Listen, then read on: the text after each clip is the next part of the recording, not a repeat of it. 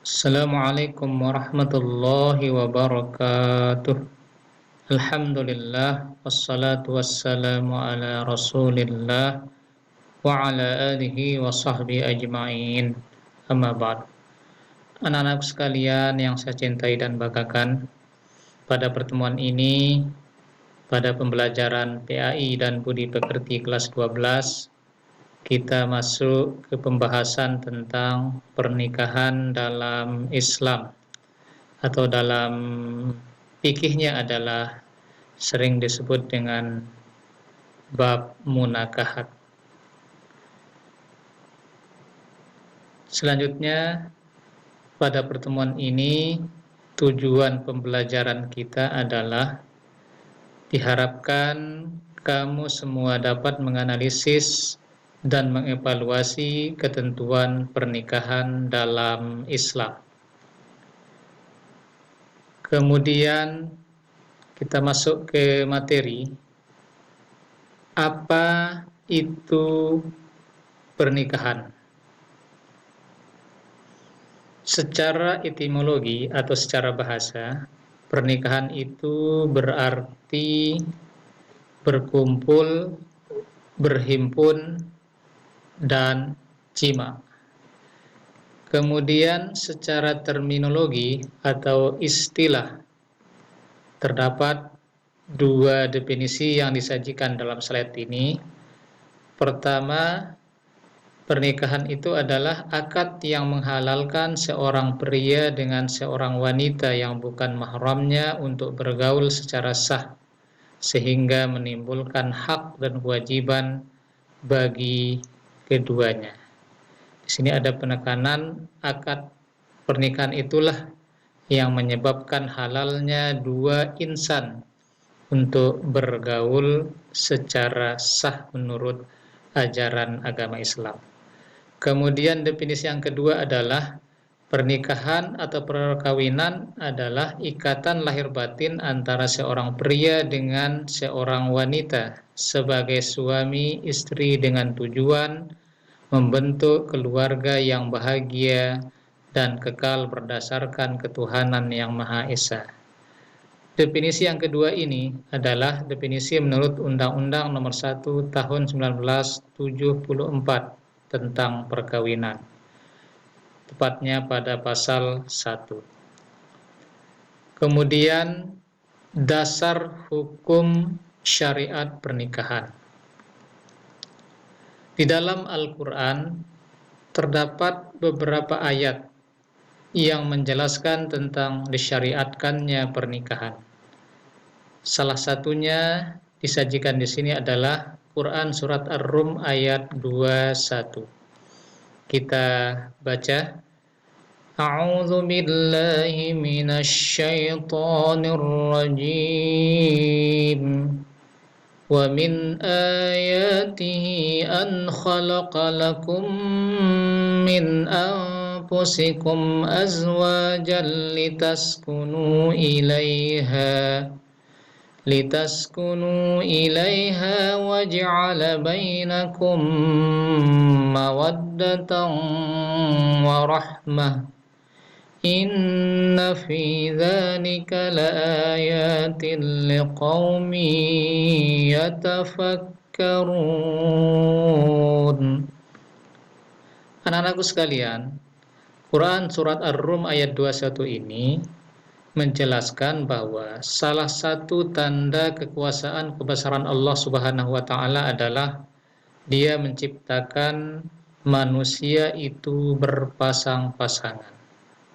Pasangan manusia diperoleh melalui pintu pernikahan. Sehingga dengan pernikahan itu seseorang akan merasakan ketenteraman, kebahagiaan, dan tercipta keluarga yang penuh kasih sayang di antara mereka. Kemudian dalil dari hadis. Dari hadis pun juga banyak yang menjelaskan atau menganjurkan pernikahan. Salah satunya disebutkan di sini adalah hadis riwayat Al-Bukhari dan Muslim. Kita baca. Ya ma'syaras syabab man istata'a minkumul ba'ah falyatazawwaj fa innahu aghaddu lil basar wa ahsanu lil fard wa man lam yastati' fa 'alaihi bis shaumi fa innahu lahu wija. Anak-anakku yang saya banggakan, hadis ini menjelaskan tentang seseorang yang mampu agar segera melaksanakan pernikahan. Sebaliknya, bagi seseorang yang belum mampu untuk menikah, maka hendaklah dia melaksanakan salah satu hal, yaitu seperti disebutkan dalam hadis ini adalah melaksanakan ibadah puasa sunnah. Insya Allah dengan ibadah puasa sunnah yang dilaksanakan itu akan bisa mampu menjaganya dari perbuatan maksiat, terutama perzinaan. Selanjutnya, bagaimana hukum pernikahan menurut ajaran agama kita, agama Islam? Terdapat beberapa hukum pernikahan. Yang pertama ada hukumnya sunnah, yang kedua wajib, yang ketiga mubah, yang keempat makruh, dan yang kelima hukumnya haram.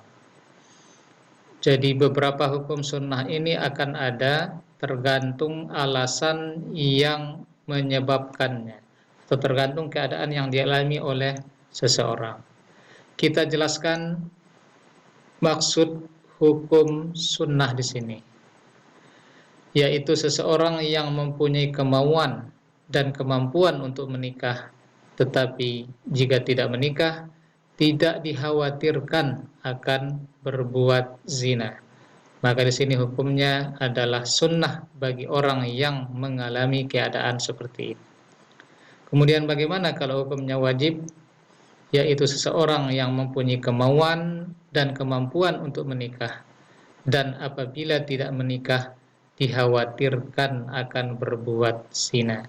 Di sini ada penekanan, jika tidak segera menikah, khawatir berbuat zina, maka hukumnya adalah wajib bagi seseorang tersebut. Kemudian bagaimana maksudnya hukum mubah itu? Yaitu seseorang yang memiliki kemampuan dan kemauan untuk menikah, tetapi jika tidak menikah, tidak khawatir berbuat zina. Dan apabila melakukan pernikahan itu juga, tidak akan sampai menelantarkan istrinya. Nah, ini maksudnya. Kemudian makruh, seseorang yang ingin dan mampu menikah, serta mampu menahan diri berbuat zina, namun ingin memenuhi kewajibannya sebagai istri atau sebagai suami yang baik. Kemudian bagaimana kalau hukumnya haram? Yaitu seseorang yang ingin menikah tetapi tidak mampu menikah, sehingga apabila menikah akan menyebabkan terlantarnya atau tersakitinya istrinya. Atau ada juga maksud lain dari pernikahannya, yaitu seseorang yang ingin menikah dengan tujuan untuk menyakiti istrinya. Maka di sini juga hukumnya haram pernikahan itu. Itulah beberapa hukum pernikahan. Kemudian apa saja tujuan dilaksanakannya syariat pernikahan itu? Pertama, sebagai sarana meningkatkan ibadah kepada Allah Subhanahu wa Ta'ala. Dengan menikah, maka seseorang disebut melaksanakan ibadah. Menikah ini adalah ibadah yang waktunya sangat panjang. Bahkan ada yang menikah sampai wafat, sampai meninggal dunia. Maka sepanjang itu pula dia beribadah kepada Allah Subhanahu wa Ta'ala. Kemudian tujuan yang kedua adalah untuk mendapatkan keturunan yang sah. Maka satu-satunya media, lembaga bagi seseorang yang ingin memperoleh keturunan yang sah adalah melalui pintu pernikahan. Tidak ada lain. Kemudian tujuan yang ketiga adalah untuk memenuhi kebutuhan biologis secara halal. Ini manusiawi bagi manusia untuk memenuhi kebutuhan nafsunya. Tetapi nafsu itu harus disalurkan melalui pernikahan. Kemudian yang berikutnya adalah untuk menegakkan rumah tangga yang islami. Karena pernikahan itu adalah berdasarkan syariat Islam, maka segala aturannya harus berdasarkan ketentuan Islam. Sehingga diharapkan rumah tangga seseorang itu bisa melahirkan akhlak yang islami. Kemudian rukun dan syarat pernikahan. Pertama, harus ada calon suami. Apa saja syarat calon suami itu? Islam, benar-benar laki-laki, tidak terpaksa atau dipaksa, tidak sedang melakukan ihram haji atau umrah, bukan mahram dengan calon istrinya. Kemudian yang kedua adalah calon istri. Syaratnya Islam, benar-benar perempuan, artinya kelaminnya jelas, tidak terpaksa atau dipaksa, tidak sedang melakukan ibadah haji atau umrah, kemudian bukan mahram dengan calon suami, tidak dalam masa iddah, dan bukan istri orang lain. Kemudian yang ketiga adalah wali nikah. Syaratnya Islam, laki-laki, balik, berakal sehat, merdeka, adil, dan tidak sedang berihram haji atau umrah. Kemudian rukun yang keempat adalah 2 saksi. Apa syaratnya? Pertama Islam, balik, laki-laki, berakal sehat, tidak fasik, dan merdeka, atau dia bukan seorang budak. Kemudian yang kelima adalah ijab kabul. Syaratnya dilakukan dalam satu majelis. Lafaz ijab kabul tidak saling menyalahi, tidak diselingi lafaz atau kalimat lain, dan pihak yang melakukan akad dapat mendengar pernyataan atau kalimat masing-masing. Inilah rukun dan syarat pernikahan. Kemudian bahasan berikutnya adalah anak-anak sekalian, mahram nikah. Mahram nikah menurut para ulama dibagi menjadi 3 sebab. Pertama, sebab keturunan. Yang kedua, sebab pernikahan. Yang ketiga, sebab sesusuan.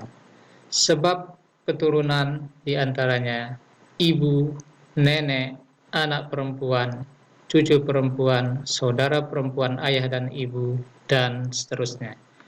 Kemudian berikutnya adalah sebab pernikahan, ibu mertua, menantu perempuan, ibu tiri, anak perempuan istri, dengan syarat ibunya telah disetubuhi.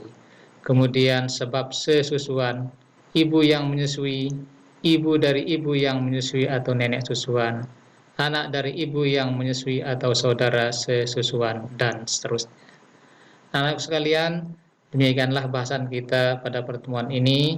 Semoga bermanfaat, dan saya berharap kalian dapat memahaminya dengan baik. Terima kasih. Jazakumullah khairan katsira. Assalamualaikum warahmatullahi wabarakatuh.